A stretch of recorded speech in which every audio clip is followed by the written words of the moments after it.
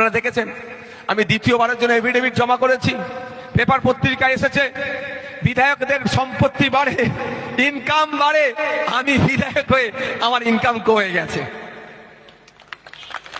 বুঝতে পারছেন, আমি লসে রান করছি।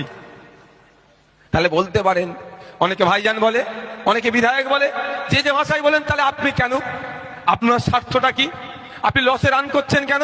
হ্যাঁ, আমার স্বার্থ ওখানেই বিনয় বাদল দীনেশ, আমার স্বার্থ আশফাকুল্লাহ, আমার স্বার্থ ক্ষুদিরাম, আমার স্বার্থ বিরসা মুন্ডা, আমার স্বার্থ ফুরফুরা বীর আবু বকর, আমার স্বার্থ নেতাজি, আমার স্বার্থ গান্ধীজি, আমার স্বার্থ সেই স্বাধীনতা সংগ্রামীরা। তারা নিজের স্বার্থের কথা ভাবেনি, তারা মানুষের জন্য ভেবেছিল, ব্রিটিশ মুক্ত করতে চেয়েছিল। প্রায় 200 বছর ধরে লড়াই করে দেশের জন্য অনেকে জীবন উৎসর্গ করে দেশকে স্বাধীন করেছিল। তারা একবারের জন্য ভাবেনি আমি যদি শহীদ হই তাহলে স্বাধীনতার স্বাদ আমি পাবো না। তাদের কি মনে ছিল, দেশকে স্বাধীন করতে হবে, বর্বর ব্রিটিশদের হাত থেকে দেশকে মুক্ত করতে হবে, মানুষকে স্বস্তি নিঃশ্বাস ফেল দিতে হবে। তাই আমারও স্বার্থ হচ্ছে যে দ্বিচারিতা, যে নোংরামি, যে হিংসা, যে মারামারি, যে দুর্নীতি, যে সম্প্রীতিকে নষ্ট বাতাবরণ হচ্ছে, এটাকে বন্ধ করতে হবে।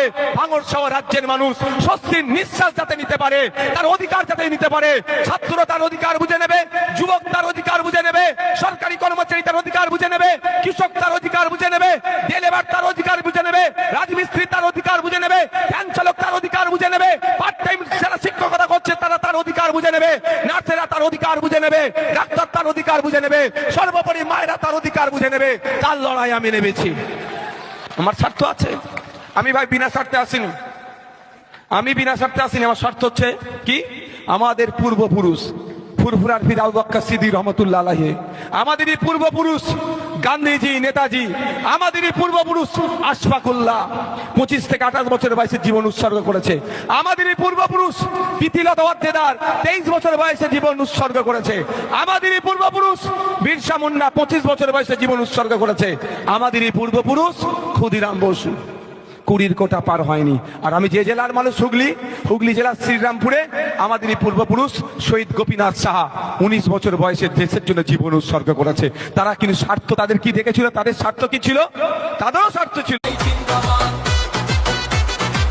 সংবিধানে শিক্ষা নিয়ে হাতে নিয়ে হাত, ভেদাভেদ সব ভুলে গিয়ে দেব আমরা সাথ। ভাইয়ে ভাইয়ে বিবাদ মেটায় ওই তো নওশাদ ভাই, ন্যায়ের পথে এগিয়ে চলাই